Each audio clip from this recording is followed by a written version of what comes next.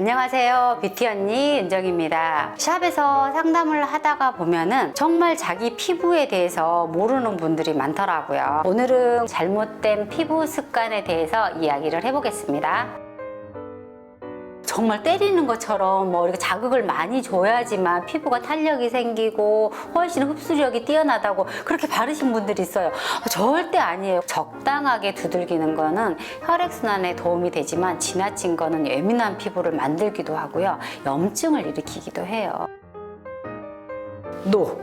아니에요. 왜냐면 우리 일상적으로 따뜻한 물로 얼굴을 씻고 마지막 헹굴 때 찬물로 하게 되면 모공이 수축이 돼서 모공이 굉장히 준다라고 생각을 하고 계시는데요. 그닥 도움이 안 된다는 연구 결과가 있어요. 모공이 그렇게 찬물로 씻어서 주를 거라면 누구나 모공 관리를 집에서 간단하게 찬물로 하시겠죠. 모공은 점점 모공이 굉장히 크게 벌어져 있는 상태이기 때문에 그거는 특수관리로만 가능하고요. 그것도 특수관리도 좀 시간을 두고 오랜 시간 관리를 하셔야지만 모공 수축에 굉장히 도움이 되시고요. 모공 수축을 하기 위해서 더운 물과 찬물을 왔다 갔다 하지 마시고요. 미지근한 미온수로 관리를 하시는 게 굉장히 도움이 많이 됩니다. 100% 맞지는 않아요. 왜냐하면 보습제에는 글리세린이라든지 바세린 성분이 들어있단 말이에요. 근데 그런 건 유분기가 굉장히 많기 때문에 그 바세린 성분은 피부 속에 들어가지는 않아요. 근본적으로 보면 피부 속은 계속 건조한 상태로 그대로 있다는 거죠. 유분막만 씌우고 있다는 거죠. 그래서 그런 제품을 두껍게 바른다고 해서 건조함이 없어지지는 않으세요. 오히려 염증을 일으키신 분들도 있어요. 촉촉하게 하시는 거는 마시는 물도 적당히 항상 마셔야지 되는 거고요. 그 다음에 수분 제품을 적당하게 꾸준하게 발라주셔야지 돼요. 일시적으로 유분기 있는 제품을 많이 바르고 덧바른다고 해서 정말 도움이 되진 않아요.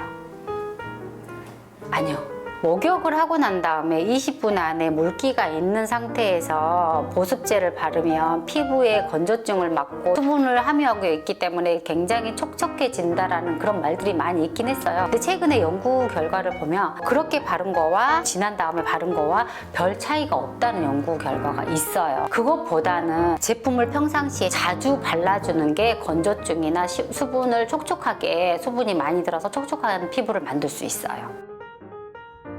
저희 샵에서 관리를 할 때 클렌징을 하고 각질 제거를 했잖아요. 근데 집에 가서 약간 또 가벼운 각질 제거를 또 하시는 거예요. 그러면 그거는 뭐냐면 불필요한 각질까지 다 없애기 때문에 예민한 거를 부르거나 건조하게 만들어요. 피부가 요즘은 점점점 얇아져 있는 분들이 굉장히 많잖아요. 그런 분들은 지나친 각질 제거는 하시면 안 돼요. 그래서 그런 분들을 굳이 따진다면 한 2주에 한 번 정도 집에서 하시는 게 좋고요. 유분기가 많고 피부층이 두꺼우신 분들은 집에서 일주일에 한 번 정도 각질 제거를 하시는 게 도움이 좀 되십니다. 내가 약이에요. 습관이 문제이기 때문에. 입술 같은 경우는 모공이 있지를 않잖아요. 그래서 아까 제가 바세린 같은 거를 바르면 나중에 염증이 생길 수가 있고 모낭염이 생길 수 있다라고 얘기했었잖아요. 다 그렇지는 않지만 간혹 가다가. 근데 입술에는 모공이 없기 때문에 바세린을 덧발라 주시면 도움이 좀 많이 돼요. 유분기 때문에. 그리고 간단한 팁은 많이 텄다라고 생각이 드시면 우리 TV 보면서 바세린 발라서 여기다가 랩을 약간 붙여놓고 한 20분 정도 있다가 떼내시면 금방 각질이 일어났던 게 다 잠재워져요. 한번 해보세요. 아이크림을 우리 손님 중에 한 분이에요. 제품을 다 바르고 마지막에 아이크림을 꾹꾹 눌러갖고 바르신다라고 이야기를 하시더라고요. 눈의 피부는 볼이랑 다른 피부랑 조직이 조금 틀려요. 훨씬 더 얇거든요. 그래서 제일 먼저 발라주시는 게 좋고요.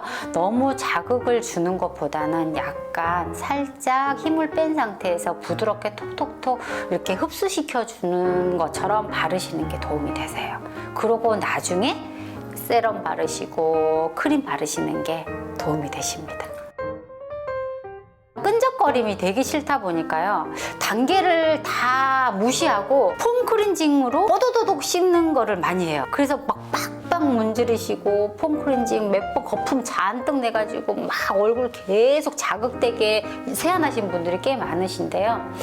그렇게 과하게 압을 줘서 클렌징을 하시는 건 아니에요. 그리고 제가 저번 영상에도 올려놨었지만 계면활성제라는 성분이 거품에는 있기 때문에 약간은 거품을 내서 얼굴에다 거품을 막 바로 즉각적으로 내시는 게 아니라 손에다가 덜어서 충분히 손에서 거품을 낸 다음에 부드럽게 굴려주시면 다 지워지십니다.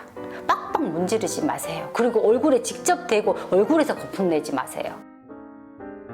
빗산 관리가 좋기는 해요. 근데 빗산 관리도 기초가 되어 있으신 분들이 빗산 관리를 했을 때 효과가 큽니다. 밑에 수분층이 하나도 없고 받아들일 피부 상태가 아닌데 빗산 관리를 한다고 해서 얼만큼 효과를 낼까요? 1에서 10까지 본다라면 기초가 되어 있는 사람들은 10을 효과를 낸다라면 기본 공사가 안 되어 있는 사람은 빗산 관리를 해도 5밖에 효과를 못 내요. 그래서 저는 개인적으로 저희 샵에 오신 손님들은 처음에 오셔갖고 상담하실 때 자기는 빗산 관리를 하고 싶다, 한 방에 효과를 내고 싶다라고 하신 분들이 있어요. 그때 제가 한 질문이 있어요. 뭐냐면 오래 유지하시기를 원하냐, 반짝 유지하시기를 원하냐, 그 질문을 던져 드리거든요. 기초 공사가 어느 정도 돼 있는 상태에서 고가 관리를 하고 조금 과도한 관리를 하게 되면은 유지 기간이 길거든요. 근데 기초 공사가 안 돼 있는 상태는 어떤 빗산 관리를 해도 금방 축이 무너지죠. 그러니까 효과를 오래 볼 수 없다는 거죠. 이왕 관리하시는 거 기초부터 단단히 기초 공사 해놓고 빗산 관리를 하시는 게 더 도움이 되시겠죠? 오늘은 잘못된 피부 상식에 대해서 몇 가지 얘기를 해봤는데요.